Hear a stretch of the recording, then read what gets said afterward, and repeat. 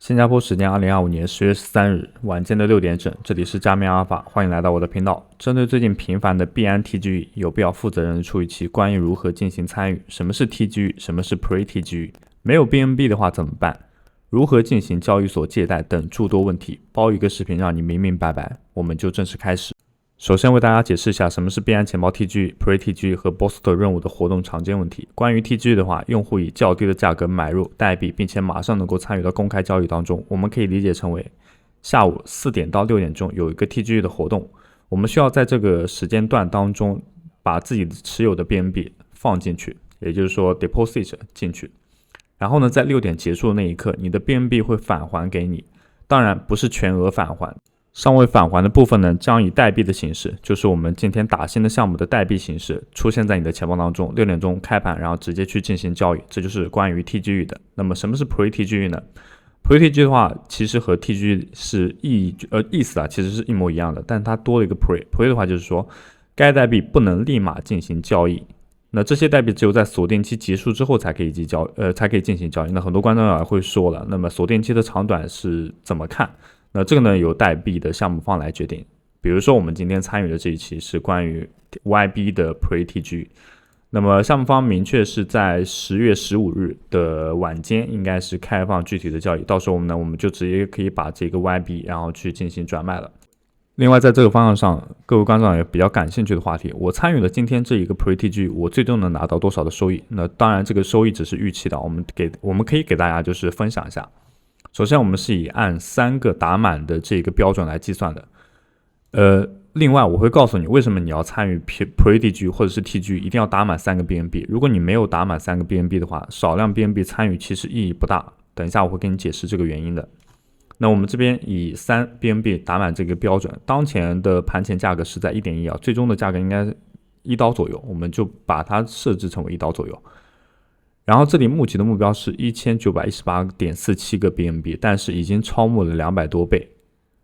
这是超募的具体倍数，现在是在 233.81 倍。那么也就是说我们投入3个 BNB 最终能获得 167.2 枚 YB， 那么根据当前的盘前价格来算的话是在185刀左右。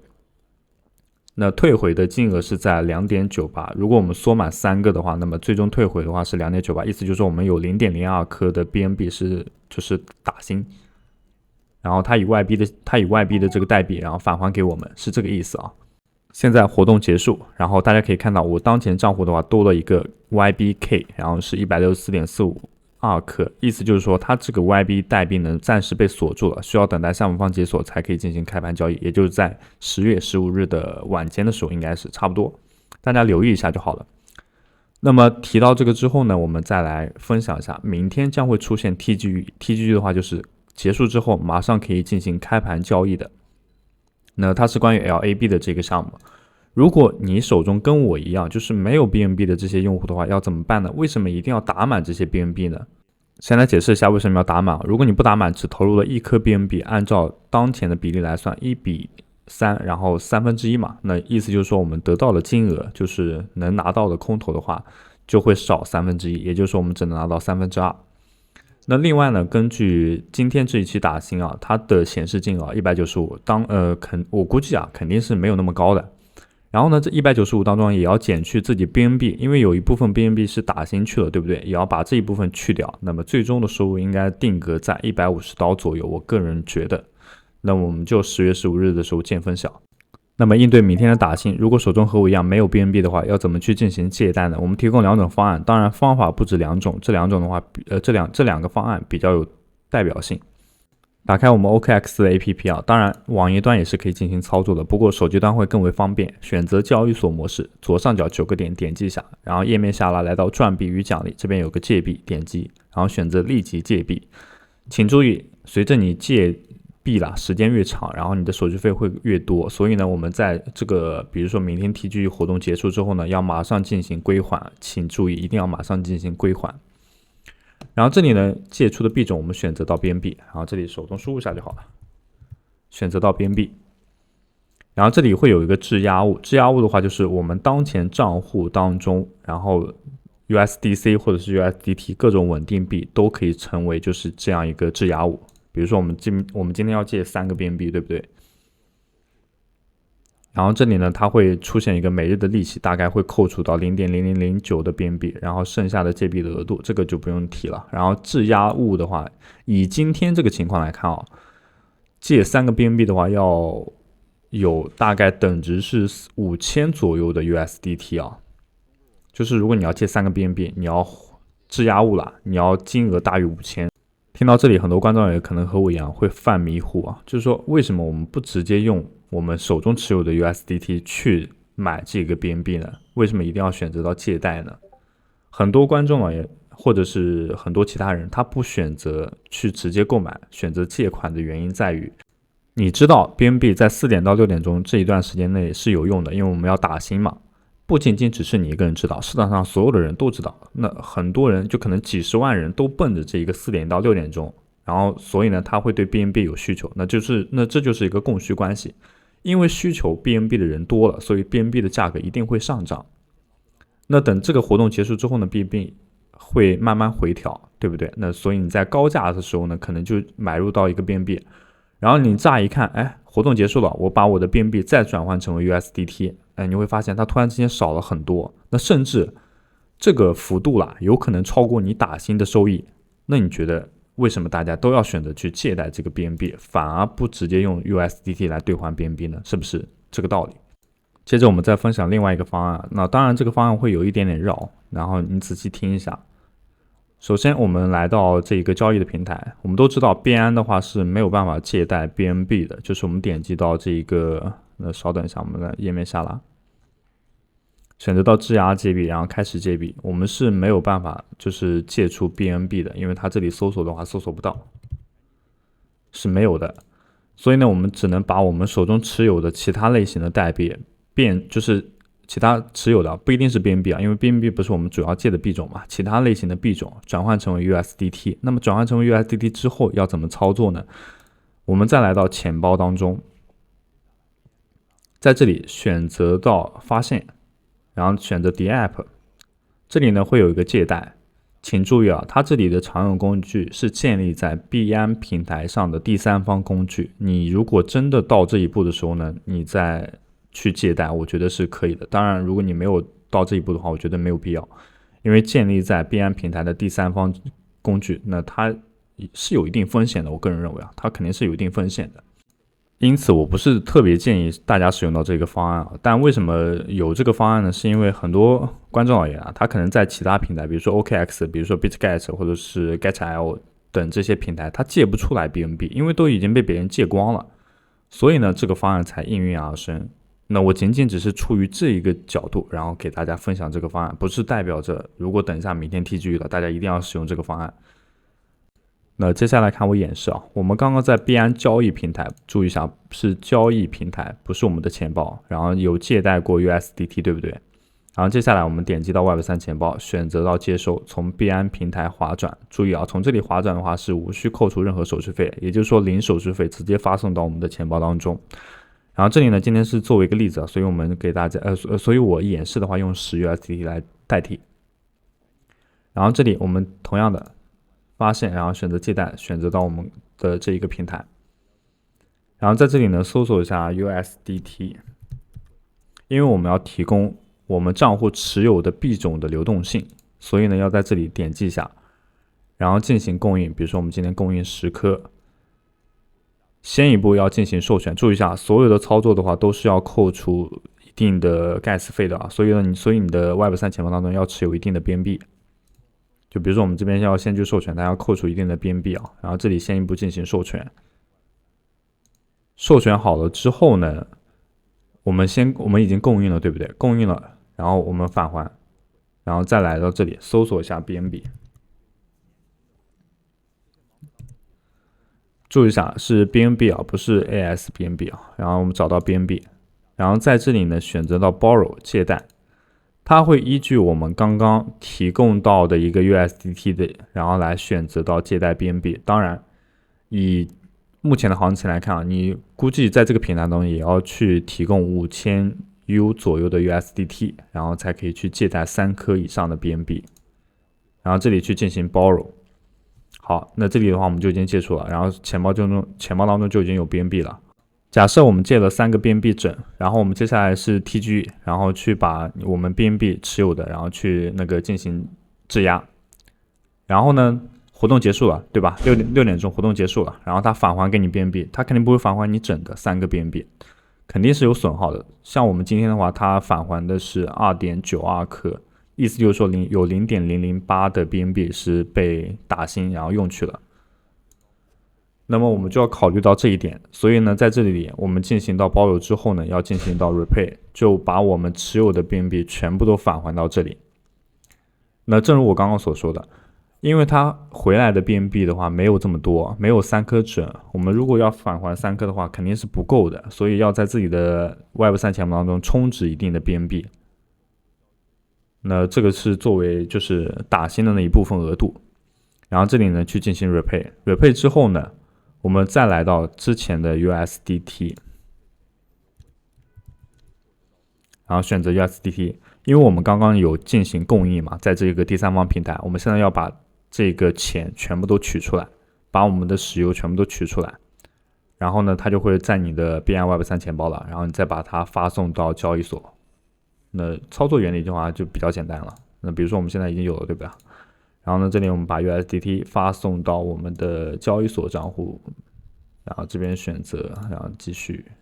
然后这里的话发送也是免费的，所以呢，这个设计功能是非常非常不错的。好，现在就已经发送过去了。那这就是整的一个流程啊，就是说活动结束之后呢，你要马上进行归还的，不要有片刻的犹豫。那既然我说了，它是第三方平台的工具的话，还是有一定风险性的。如果你没有到借不出来 BNB 的那一步的话，不要考虑我这一步。好，那我们说完这个之后呢，其实最主要的还是在我们的阿尔法积分。那很多观众也会说这几天的阿尔法很不好刷，因为币价波动太快了。那很有可能你在买入的时候呢，你选择到进行交易买入限价单的模式，然后选择到那个标定的这一个绿色的，然后这个红色的话是卖出嘛，然后你去进行那个成交，但是你发现哎，它成交单一直都卡在那里，它没有办法成交。我们再来重新给大家分析一下这个问题啊。首先，我们一定要选择到成交额比较大的那么几个排名，就成交额一定要是大的，流动性好一点的。我们昨天在那个视频当中也提到过，流动性差的话，你这个单子是很难成交的。比如说我们今天以 AOP 作为一个例子，它的链上流动性300万，看起来还是可以的。然后呢，我们的 K 线的话要选择15分钟，或者是5分钟或者1个小时，尽量看它这个线走的平不平。1个小时我觉得也没有必要，因为1个小时的话也很难看得出来。那么就15分钟或者是5分钟。那这段期间呢，看它这个价格走势是不是一条直线。如果像这样的情况，比如说它这里啊一条直线突然之间下拉，然后突然之间又上升，那你会不会保证它在下一秒的话突然之间又下跌了呢？或者又上涨？对吧？所以就是相对来说要找到一个趋近于可能在半个小时之内都是保持平衡的这个线啊，那我们就确保啊，它可能是一个很好的标的，值得我们去刷。即便是这样子的话，也会有一定风险啊，并不是100%安全的啦。只是说我们以这个方案去做操作的话，那么尽可能会降低我们所遇到的风险。那说不好嘛，也许你运气比较差，下一秒它就跌了呢，对吧？总有这种事情的。好，我们来说一下怎么去做更好的一个成交单。因为很多观众也会发现，比如说我们在这里瞄定一个价格，然后在这里呢选择一个卖出的价格，然后去进行成交，哎，它卡单了。就是你买入可能是很好买入的，但是它卖出的话单子一直卡在这里，它没有办法成交。那你又比较担心啊，万一它下一秒突然之间价格跌了怎么办？那你手中持有的那个它的这个代币的话，是不是就贬值了？那有可能会让你损失更多的钱。好，我们来分析一下这个订单谱啊，因为它一直在变动，所以我们没有办法给大家做演示，但是我们可以通过不变的这个订单谱给大家解释一下其中的原理，也是我每天刷的注意事项。我们先观察一下，红色的话是卖出的价格，绿色是买入的价格。我在之前那个视频当中提到过，你买入的价格越高，那么你就会先于订单铺更快成交。这个什么意思呢？就比如说现在的锚定价格啊，我们以0.29234个9为例子，如果我们锚定的价格是29234个9的话，显然它是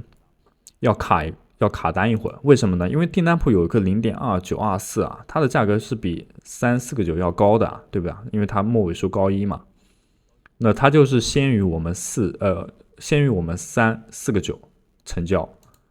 那我们就需要在当前的价格当中修改一下，比如说我们买入的价格是在0.29240001，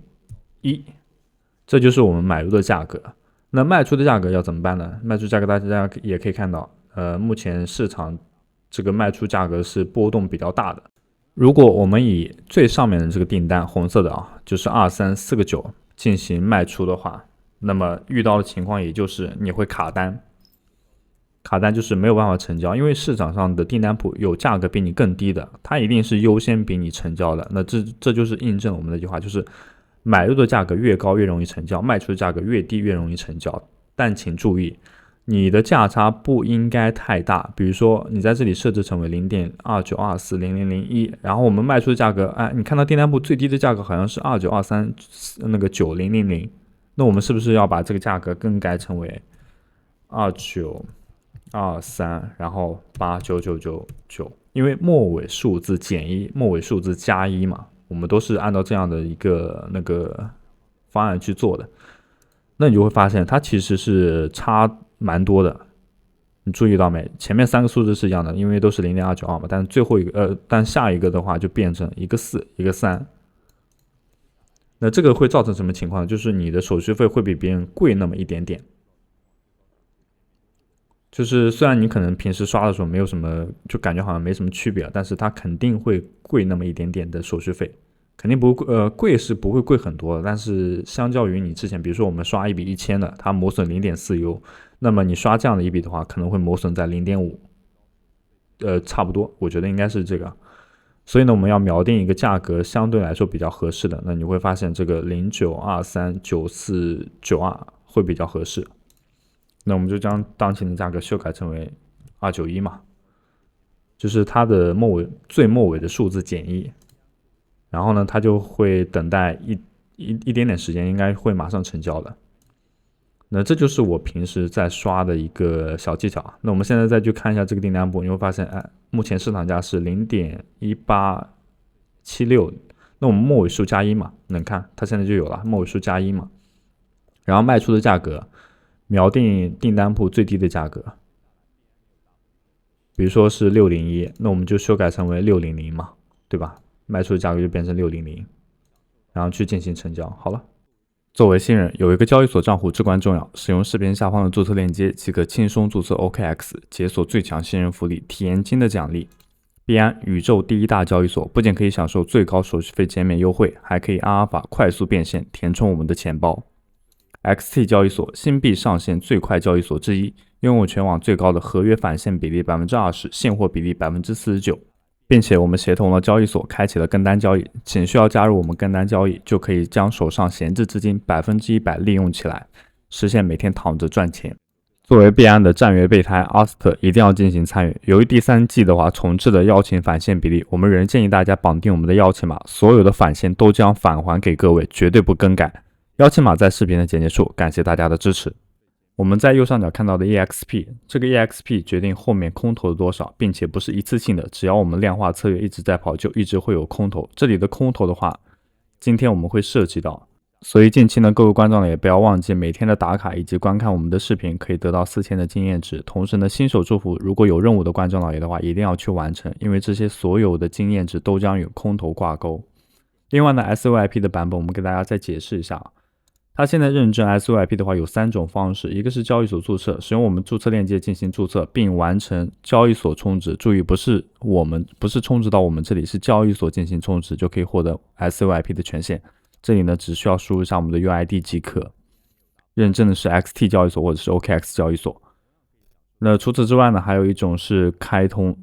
再者是去购买 Xcopy， 这个 Xcopy 的话将会作为后续的空投发放给大家。我们在这里先说明，如果你想要成为终身会员的话，是需要使用绑定的 SOL 的钱包来进行支付。什么意思呢？只需要绑定的钱包有100万个 Xcopy 以上即可以进行验证。那这里我们点击下去购买，会引导我们进入到这样一个网页，亲测过 0.056 的 SOL 即可以购买100多万的 Xcopy， 价值大概11刀左右。这个成本价是非常便宜的，即使你后面不想要这个会员权益的话，你也可以随时卖掉。这个 Xcopy 的话，我们正如一开始所说，会一直作为空投发放给大家。那另外呢，一旦成为终身会员，解锁 SVIP 的功能，我们在后方会出现一个 SVIP 的专属信号群，也就是我们在每一期视频当中都给大家演示的那一个群。该群组是比特币合约信号说明，会告诉你合适的进场时间、止盈点、止损点位、具体仓位的大小，帮助大家更好的开始仓位。同样，每一次开单我们都会提供具体的收益图，在这里还是要做下风险提示，合理的运用平台指标，借以开单减少风险，但风险会一直在，投资需谨慎。